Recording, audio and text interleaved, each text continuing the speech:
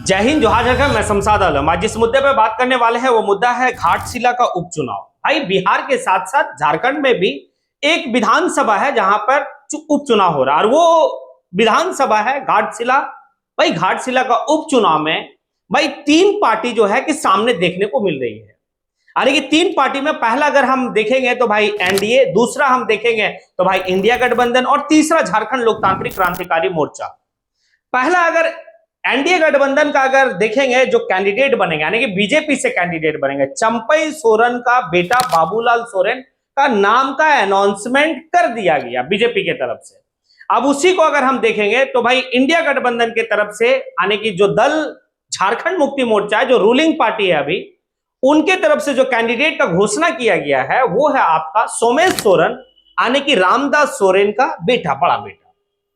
एक पार्टी जो अभी तक अपना कैंडिडेट का घोषणा नहीं की है और वो पार्टी से कयास लगाया जा रहा है कि शायद इस पार्टी से जो कैंडिडेट का घोषणा किया जाएगा वो सूर्या हांसदा की पत्नी का नाम के ऊपर काफी ज्यादा चर्चा चल रहा है। सूर्या हांसदा कौन है? सूर्या हांसदा का इनकाउंटर के बाद कैसे जो है कि झारखंड की राजनीति मतलब गरमाई हुई थी, किस तरीके से बीजेपी जो है कि भाई उस आदिवासी के बारे में भाई पानी पी पी के जो है कि भाई सरकार को कोस रहा था। अब उस आदिवासी यानी कि सूर्या हांसदा की पत्नी को क्या जो सम्मान, जो मान मिलना चाहिए बीजेपी देगी? आज इसी के ऊपर चर्चा होगा और विस्तार रूप से चर्चा होगा। आप लोग वीडियो में अंत तक बने रहिए। चलिए चलते और सारी बात को समझते हैं कि देखिए यहां पर दरअसल बात यह है कि भाई झारखंड मुक्ति मोर्चा का कैंडिडेट रामदास सोरेन का बेटा सोमेश सोरेन को घोषित कर दिया गया। इसमें यह चर्चा चल रहा था कि रामदास सोरेन की पत्नी जो है कि भाई उनकी सूरजमणि सोरेन को जो है कि कैंडिडेट बनाया जाएगा, क्योंकि उधर में जो है कि आपका विक्टर सोरेन, जो उनका भतीजा रामदास सोरेन का भतीजा विक्टर सोरेन का भाई हस्तक्षेप से जो है कि यह मामला उनके फैमिली में काफी उलझता हुआ दिख रहा था। क्योंकि देखिए रामदास सोरेन का जो बेटा सोमेश सोरेन है, सोमेश सोरेन जो है कि भाई राजनीति से उनका कोई वास्ता नहीं था और रामदास सोरेन का जितना भी राजनीति का सारा चीज देखता था उसका भतीजा जो आपका विक्टर सोरेन था।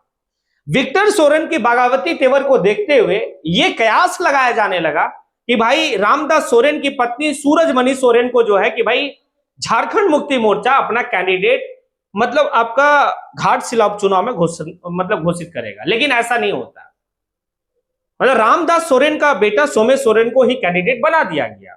परिवारवाद याद रखिएगा, क्योंकि परिवारवाद से ना इंडिया गठबंधन निकलती है ना एनडीए गठबंधन निकलती है। जो एनडीए गठबंधन हमेशा कांग्रेस को, हमेशा आरजेडी को, ये बीजेपी वाले लोग हमेशा आरजेडी को, हमेशा कांग्रेस को, हमेशा जो है झारखंड मुक्ति मोर्चा के ऊपर राग अलापती है कि भाई ये लोग परिवारवाद है, वंशवाद है, वही एनडीए गठबंधन का जो कैंडिडेट इस बार जो है कि घाटशिला उपचुनाव में हुआ वो भाई भारतीय जनता पार्टी बीजेपी का एक नेता, और वो नेता चंपई सोरेन पहले कहां थे ये बात आप लोग को अच्छी तरीके से पता। वहां से उठकर वो बीजेपी में गए। बीजेपी में अभी जो है कि पिछले बार भी जब 2024 का विधानसभा का चुनाव हो रहा था उस वक्त में भी अपना बेटा के लिए वो काफी ज्यादा जो है कि भाई ये थे। घाटशिला से उनको पिछले बार लड़ाया गया लेकिन रामदास सोरेन उनको हरा दिए और अभी जो है कि फिर से उपचुनाव जब हो रहा भाई चंपई सोरेन पूरा जो है कि दांव पेच लगाकर अपना बेटा को ही भाई बीजेपी से कैंडिडेट बनवा दिए। ये परिवारवाद है।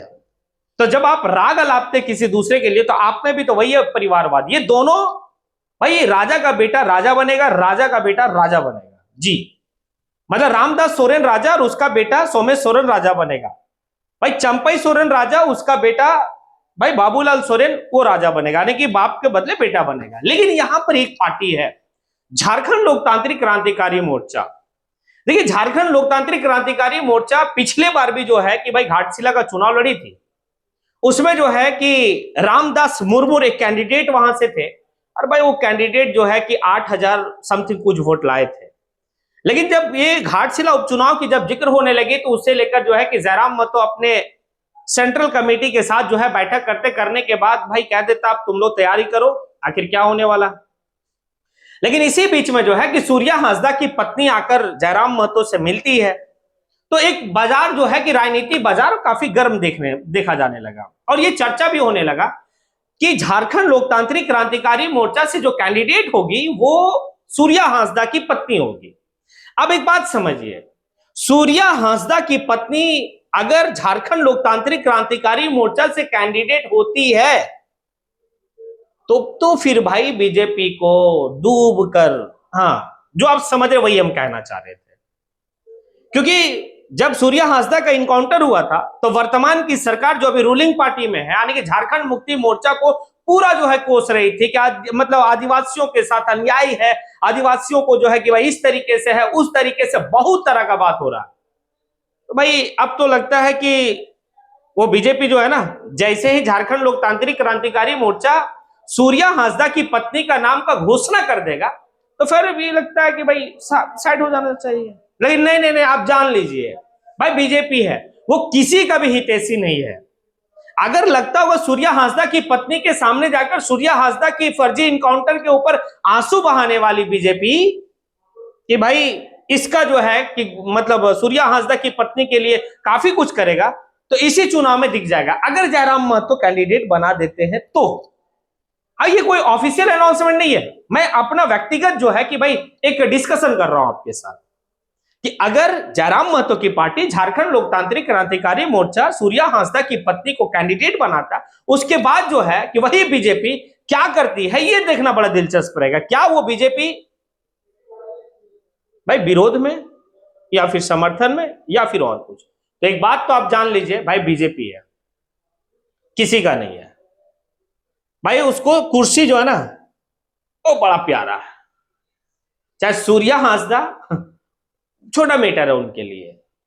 उनकी पत्नी को वही बीजेपी वाला जो कल उनके साथ खड़े होकर आंसू बहा रहे थे और भाई सरकार को कोस रहे थे, वही लोग जो है कि सूर्या हांसदा को हो सकता है कि वो फर्जी इनकाउंटर को खत्म करके बोल दे सही इनकाउंटर हो गया है, क्योंकि सीट की बात है ना, ये बड़ा है।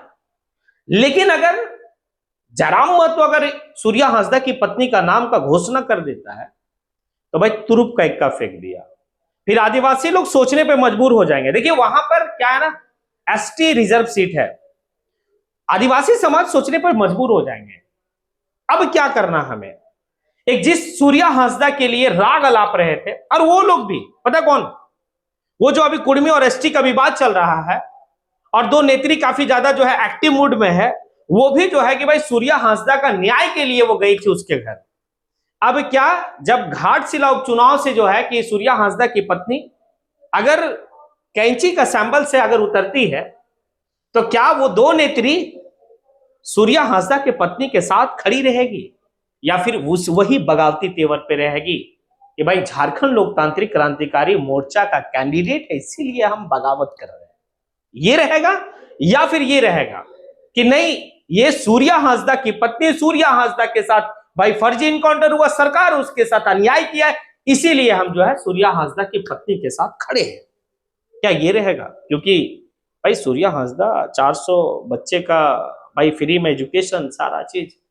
हाँ, एक वक्त था जब सूर्या हांसदा भाई सही रास्ते से हटकर गलत दिशा में चला गया था, और गलत दिशा का मतलब आप समझ सकते झारखंड का गलत दिशा का मतलब क्या होता है। लेकिन फिर वो सही ट्रैक पे आते हैं, 2 चुनाव लड़ता है वो, भाई 3 चुनाव शायद लड़ता है। एक बार पहली बार जेबीएम से, दूसरी बार जो है कि आपका बीजेपी से, तीसरा बार झारखंड लोकतांत्रिक क्रांतिकारी मोर्चा से। भाई जब बीजेपी से वोट लड़ा, जब चुनाव लड़ा तो काफी अच्छा खासा वोट आया था, लेकिन लास्ट 2024 का जो चुनाव लड़ा सूर्या हांसदा, वो आपका झारखंड लोकतांत्रिक क्रांतिकारी मोर्चा से। अब क्या लगता है आप लोगों को क्या होगा ये घाटशिला का उपचुनाव का? अगर जैसे ही हमें लगता है कि शायद ये वीडियो बनाने के वक्त तक में है कि भाई झारखंड लोकतांत्रिक क्रांतिकारी मोर्चा घोषणा कर दे कि आखिर हमारा कैंडिडेट कौन होगा। अगर जो बाजार गर्म है कि सूर्या हांसदा की पत्नी ही होगी, अगर होती है तो आपका राय बहुत कुछ बताता है। देखिए आप जो कमेंट करते हैं ना, वाकई में हमारे अंदर एक ऊर्जा मिलता है जब आपके कमेंट को हम देखते हैं। तो चाहे आप नेगेटिव हो या पॉजिटिव हो, ठीक है, आप नेगेटिव में अगर कमेंट करते हैं तो हमें सीखने को मिलता है, अगर आप पॉजिटिव में अगर आप कमेंट करते हैं तो हमें ऊर्जा मिलता है। अब डिपेंड है कि आप कमेंट करते हैं या नहीं करते हैं। बहुत लोग कमेंट नहीं करते, तो भाई आप कमेंट कीजिए। देखिए, मैंने कभी नहीं कहा आपको कि आप मेरे चैनल को सब्सक्राइब करें। अगर आप मेरा कोई सा भी वीडियो उठा के देखे होंगे, हाँ, कोई सा भी वीडियो उठा के देखेगा, हमने अपने एक भी वीडियो में आपको सब्सक्राइब करने के लिए नहीं कहा, लेकिन आपको कमेंट करने के लिए जरूर कहा कि आप जरूर कमेंट करें। कमेंट करने के बाद हमारी ऊर्जा और हमारी मतलब लर्निंग, ये दोनों चीज आप दे सकते हैं। इसी के साथ मैं अपनी बात को यहीं पे समेटता हूं। जय हिंद।